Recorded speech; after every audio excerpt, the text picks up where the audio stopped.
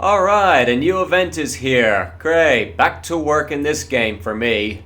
Okay, gotta claim my daily ticket, if I can find it. Oh, there we go.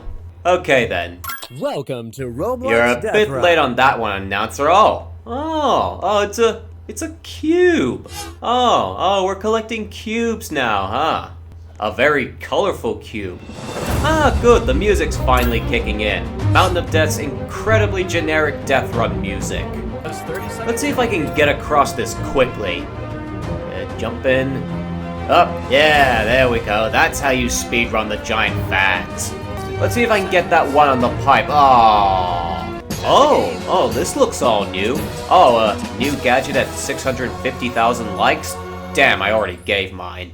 Oh, and we got a new fountain and some item displays here. Alright, away with you, nobody cares. Oh, and they moved the wheel, too. I'm liking this season already. Waiting, whoa, what? We draw our weapons when we're running now? Oh, that's so cool. Now we get to show off our cool swords more. Oh dear, I think my beach probably broke. I grabbed 3,000 tomatoes for this thing. Let me tell you, it wouldn't be Isla Lauca without tons and tons of walking. Oh yeah, high octane gameplay right here. Oh wow, even with R15 these spikes are useless. Whoa, what's this? Oh, you have to press E to pick up objects now? Oh, and it's got a new tracer too. You know, I almost forgot something. Gotta get the gold pass too. Wouldn't want to miss out on the good stuff. Well, it looks like the Brawly is buggered, so it looks like it's back to good old Stoppy. It's time to stop! Yes, that's right everyone. If you're watching this, chances are Death Run Season 8 has just passed, but it didn't leave us without a few goodies.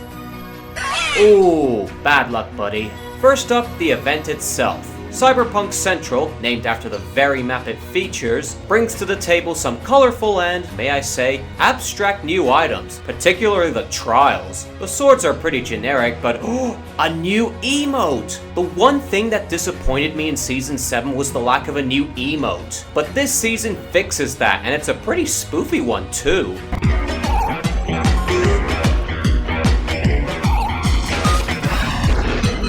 Though my favorites are still the twirl and the faceplant. And of course, the collectibles are back in their usual inconvenient places.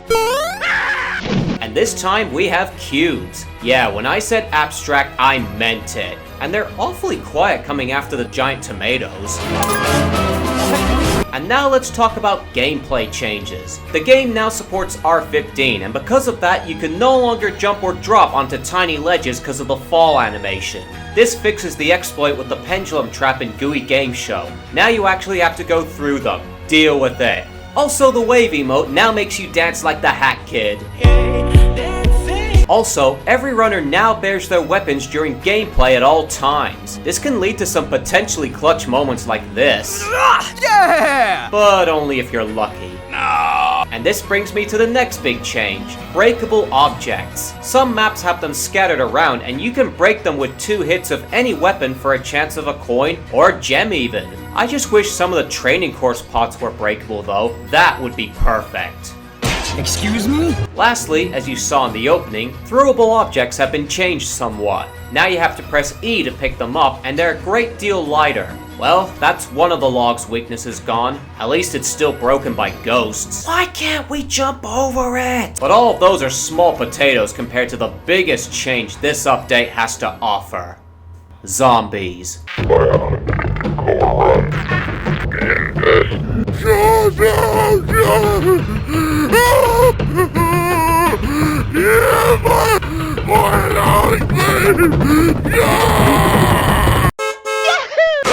Hang in there, man, you'll get it. And now for the main event, Cyberpunk Central, the map. First thing I'll say is that they did a great job at making the place look wrecked and ruined, as any post-apocalyptic setting should. From the bricks, to the cracks, to the filth on the windows, to the plant life growing everywhere, I could go on. They absolutely nailed it.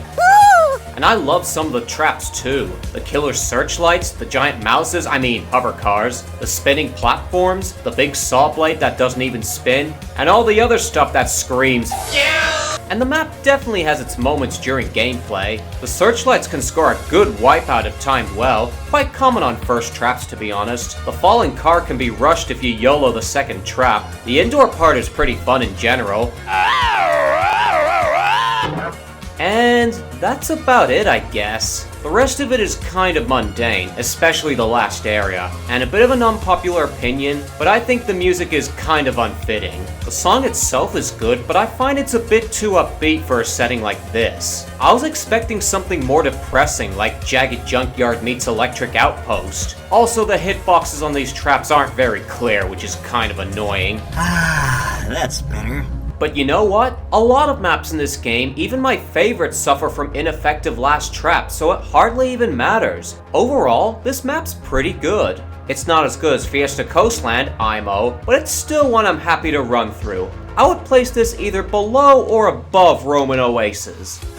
Bless him, he's trying his best. Oh, and before I forget, let's talk about the trap changes. It wouldn't be an update without those. How did that not kill me? The GUI Game Show Sweeper now has a bunch of extra platforms leading to the hidden gem, and they're completely useless. There's no safe spot around them, so you're completely vulnerable to the sweeper if you try to traverse them. And it's not like a halfway decent killer won't notice you there. Seriously, just go along the edge. It's legit safer. Also, the treadmills have been sped up significantly, to the point where you no longer have to jump for the first one. At least the second one is a threat now. Oh wait! I need some doggone Yeah, help. you'll get it eventually. Castle Defense, however, received a bunch of changes. The archers now shoot one at a time instead of all at once. The cannon's pattern has been tweaked slightly, but it's still largely the same. The path through the hammers now has a pothole that will drag you down to your death. And, oh, the bombs have been removed. What? I love those things. You could easily toy with runners using them. My only guess here is that they could potentially be used for griefing. Also, the box is still useless. By the way, I found a potential exploit with the plasma wall. You can stand on the bracket even when the wall is moving. This might be highly impractical though, as your timing would need to be impeccable. Before I end the video, let's move on to Obi Creator with an update from Run and Chase. With the Halloween month cruising by, Gold Devil has left some pumpkins in the 2 new maps. That should be a good enough reason to check them out, and they're pretty cool maps on their own. So come on down if you're interested and start collecting.